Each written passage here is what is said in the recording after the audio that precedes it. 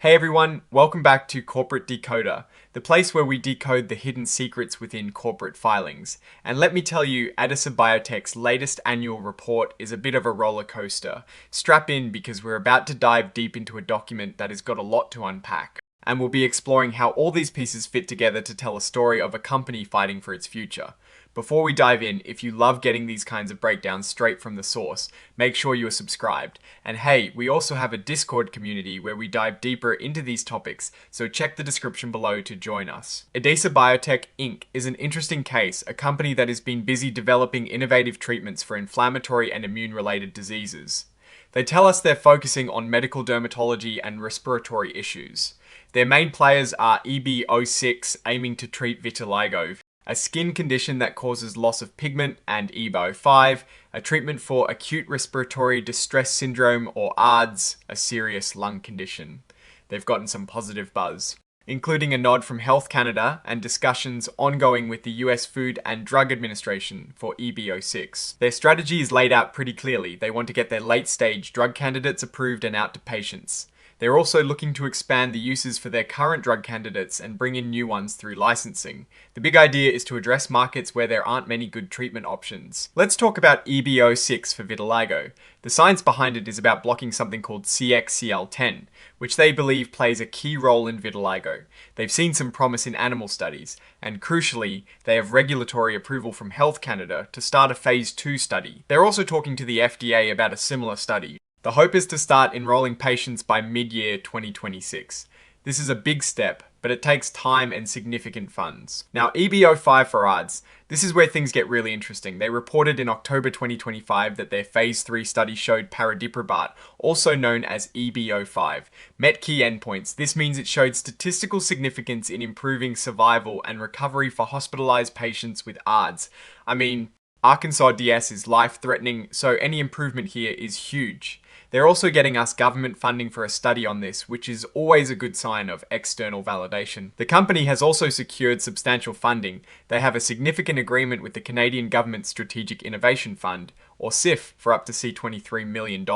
A good chunk of that, $5.8 million, is not even repayable.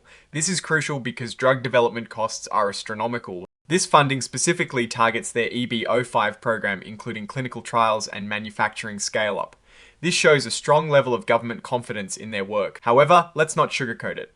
Edesa Biotech acknowledges they are a late-stage biopharmaceutical company with no products yet approved for sale. They've lost a lot of money since they started, and they expect to keep losing money for the foreseeable future.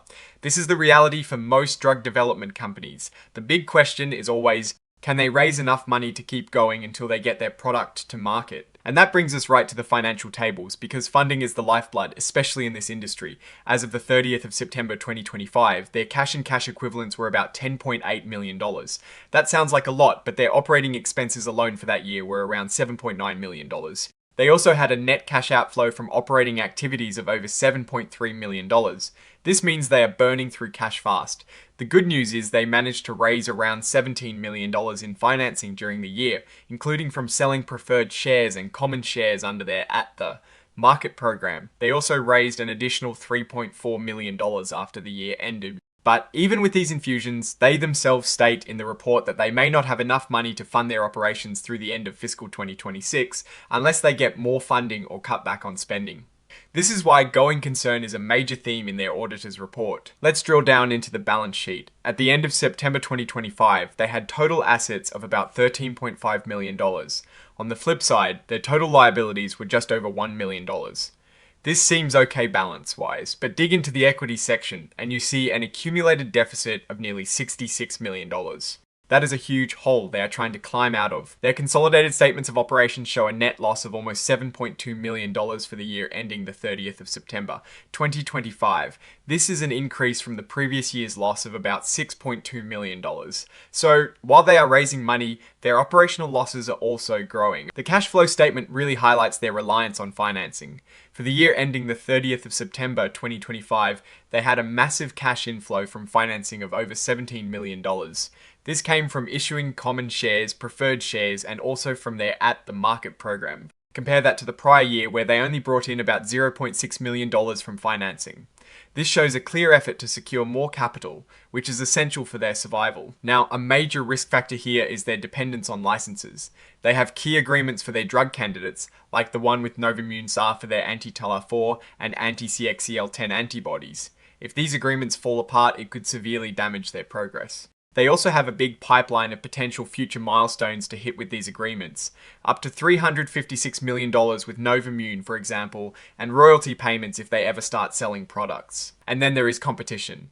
The biopharmaceutical world is a battlefield. They're up against big players like Pfizer, Merck, and others who have way more resources. Plus, there is always the risk of new companies popping up with even better technology. This constant pressure means they need to be exceptionally good at what they do. Ultimately, Edesa Biotech's future hinges on the success of these drug candidates. A single failure in a clinical trial or a regulatory rejection could be catastrophic. They acknowledge this risk themselves, emphasizing that if their product candidates don't get approved or don't sell well, their business will be in serious trouble. Looking at leadership and ownership, it is interesting to note that the CEO, Pardeep Nishwan, holds a significant chunk of shares, nearly 20%, add in other executives and directors, and you can see a concentration of power. This can be good for stability, but it can also mean outside investors have less say in major company decisions. And for investors holding shares, there is the ever-present risk of volatility and potential delisting from Nasdaq.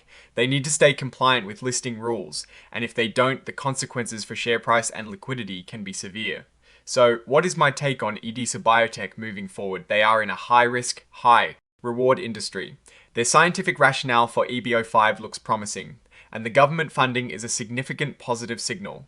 However, the elephant in the room is their cash burn and the substantial doubt surrounding their ability to continue as a going concern. They are walking a tightrope, and their success depends heavily on securing substantial additional funding, rapid progress in clinical trials, and ultimately regulatory approvals. The risks are immense: trial failures, competition, regulatory hurdles, and the sheer cost of bringing a drug to market. Their strategy relies on strategic partnerships and continued access to capital markets. While they've shown they can raise significant funds, the question remains whether it will be enough, and if they can execute their ambitious plans. It is a classic biotech gamble, high stakes, high potential reward, but fraught with peril. Alright, that is our breakdown of Edesa Biotech's latest annual report. What is your take on these numbers and what they signal for the company's future? Are you excited about their drug candidates, or do the financial risks outweigh the potential rewards? Drop your thoughts in the comments below. If this analysis was valuable, hitting that like button really helps the channel. And subscribing ensures you don't miss our next deep dive. And don't forget to join our Discord community, linked in the description, where we can continue this conversation and explore more of these fascinating corporate stories together. Thanks for watching, and we'll see you next time on Corporate Decoder.